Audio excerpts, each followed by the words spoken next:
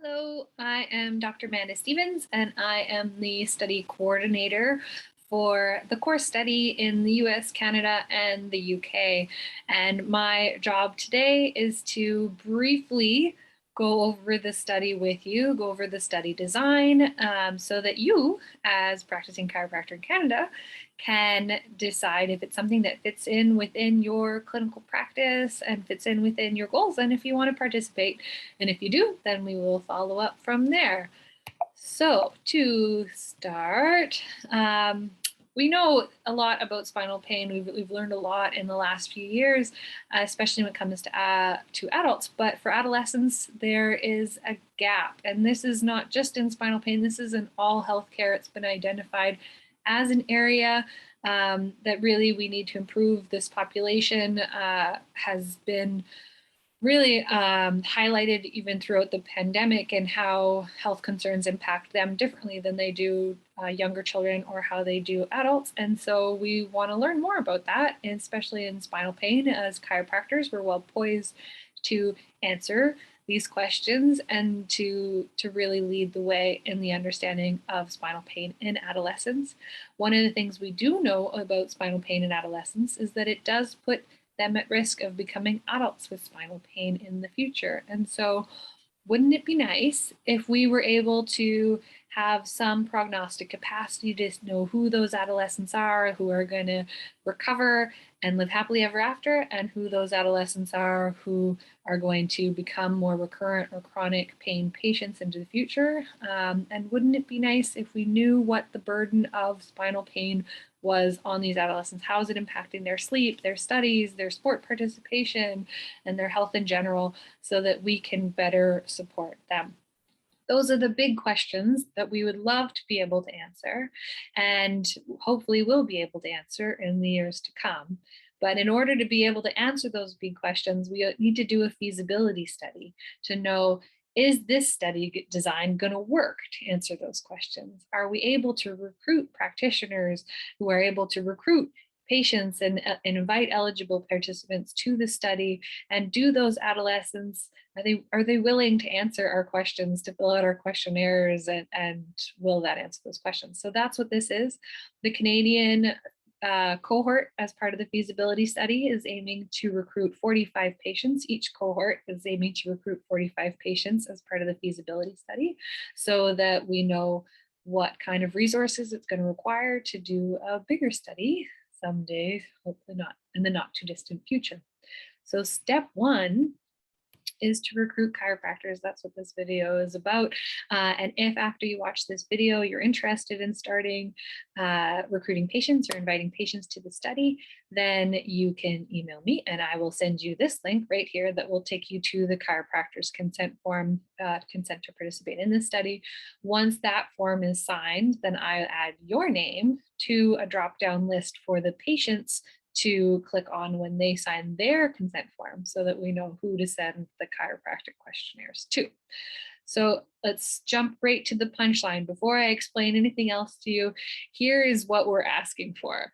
From our chiropractors, we are asking that they, or their administrative staff, screen and invite all eligible adolescent participants. We'll go over what eligible means here in a second. And then we're going to ask the chiropractors complete both a baseline report and a final report. From the patients who decide to participate, we ask them to fill out a baseline questionnaire and an exit questionnaire as well. But in the meantime, in between those two questionnaires, they are going to get a weekly questionnaire sent via text that's just a short 3 questions. So I'll give you more detail, but just so you can keep that framework in mind before I get lost in all those details. So step one is screening all eligible patients. And this is a really important step, because in order to have a consecutive sample, which leads to reduced bias, we want every eligible patient to be invited to participate. And so this screener is something that in the US study, at least, we've mostly had administrative staff supporting in.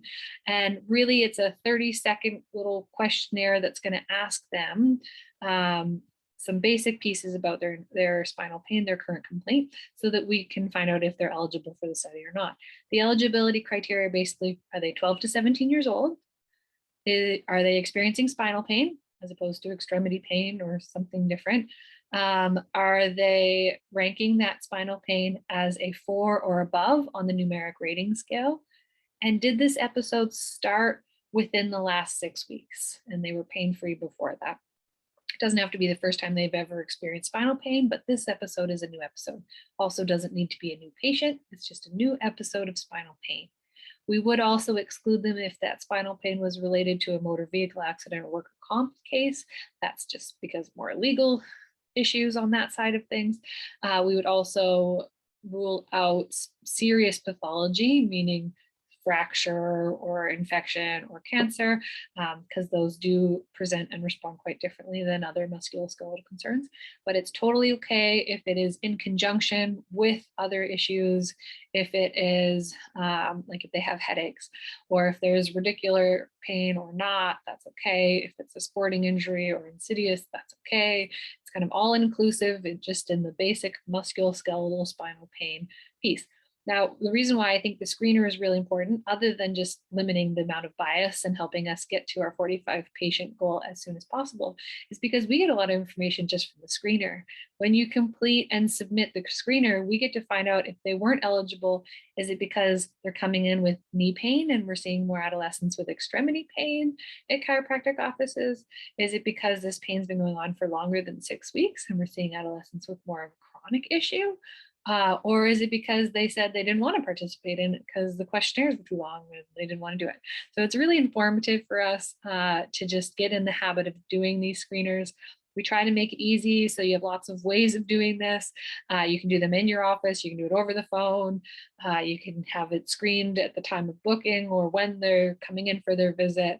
I'll go over that in our longer training video, but we really do try to make it easy, and it is a nice short screener. Now, if they are eligible, a little QR code and a link will pop up right at the bottom of that screener that would take them directly to the patient's consent form and baseline. So this, we have it sign up as a link and as a QR code, so that, for example, if you are screening them on a tablet on your office, you can click on the link and pass the tablet right to them. Or if they're in the office, they can scan the QR code, or you could even email it to them before their visit, however that works for you. But this is the consent form. In Canada, the adolescents are actually able to legally consent for themselves as long as they have an appropriate understanding of what it is that you're talking about.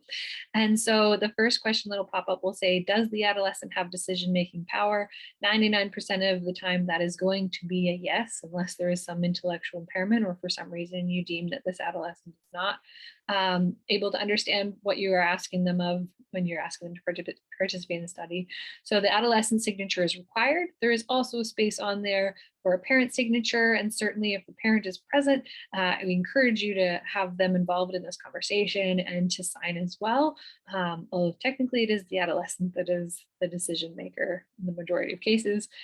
If you say no, then it is the parent that needs to sign for the adolescent if there's some reason why they're not able to make those decisions themselves. But this is handy too, because if your adolescent patient is showing up solo, then you can still invite them to participate in the study. Although even in that case, if you want to ask them if it's okay for you to tell their parents that they're part of the study, I encourage you to do that as well. And as soon as they sign the consent form, it'll automatically take them to the baseline questionnaire.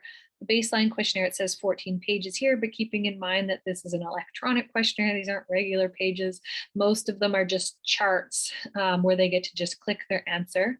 What the baseline questionnaire is basically an accumulation of a whole bunch of different outcome assessment tools, validated outcome assessment tools that are going to check in on how is their pain impacting their studies, their sleep, their mood, their sports participation, all these things, and how are they coping with that pain. Most adolescents take 12 to 15 minutes to complete that questionnaire. And as soon as they have completed their questionnaire, they are going to get sent a gift card voucher for $20 as well to thank them for their time and entice them to participate. As soon as they've completed their questionnaire and I've sent them a gift card, then the chiropractor will also be sent a baseline report. Yours is much shorter. It's basically going to ask them about their location of pain, if they've ever had episodes of pain like this before, and if it is coming in conjunction with any other complaints as well. The only thing that we're asking on the questionnaire that might be different from what you would normally be doing in your office is we want to know about hyper and hypomobility, and especially these as are they prognostic factors in recovery to adolescent spinal pain. So the Baton hypermobility scale and the fingertips to floor distance are the two orthopedic assessments that we're using to measure that. If you're familiar with them, they only take about 20 to 30 seconds to complete when you're pretty savvy with them. I have created 2 YouTube videos that I will share with you in a resource folder if you decide to participate that goes over those if you're not super familiar with them. I've also created a handout that you can have handy in your office for the Baton score so that you can fill it out right there before you transfer it over to the online questionnaire, Chiro questionnaire. But these are the only 2 things in office that we ask you to do. Everything else, your exam, your treatment is all exactly as you would do it otherwise. We don't want you to change anything. And that includes if you would discharge them, or if you're referring them to somebody else, or if you're referring them for imaging, whatever it is, you treat them as you deem appropriate, and as you would even if they were not participating in the study. And after you complete your baseline questionnaire, you can forget about it for 12 weeks until we send you your final report. But in that meantime, your adolescent participants are going to be sent 3 short questions each week via text. Those questions are basically going to ask them to rank their pain, to report on whether they feel like they're getting better, or getting worse, or staying the same, and ask them if they've had any adverse response to care. And so these questionnaires usually take them 3 minutes or less to complete, and they'll get one each week for 11 weeks. And at the end of that, after 12 weeks, the patient's going to be sent another longer questionnaire. This one's about half the length of the first one. And it's going to ask them very similar questions to the first one so that we get to gauge what their recovery is like, if they've had a complete recovery or if there's some lasting impact from that episode of spinal pain. After they completed their final survey, then they are going to get sent another $20 gift card to express our appreciation for them taking the time to be part of the study. And at the end of that 12 weeks, you get sent a final report as well. The final report for the chiropractor is mostly going to ask about how many visits, how many weeks were they under care, how much did that care cost them, getting more of a burden of cost of the care and recovery for that spinal pain episode. And then once you have completed your final report, then we are also going to send you a gift card for $50, $50 gift card voucher for taking the time to complete all of the entry and the exit questionnaire, and then also just taking the time to be part of the study because we appreciate you. And that is the study in a nutshell. So I will also have a longer training video that you'll be able to share with your staff, where I'm going to go through all the questionnaires, go through the screener, and even troubleshoot some of the ways that different offices have had success in implementing the study into their clinics. And then I'm always here to support as well, to communicate with your staff or yourself to help you guys get set up or troubleshoot anything as it comes up. We have a Google Drive with different resources for participating chiros as well. And so if you would like to participate in our study, please shoot me an email at amandastevens@parker.edu, and I will send you this link here to sign up for the study or answer whatever other questions you have. Thank you so much for taking the time to listen.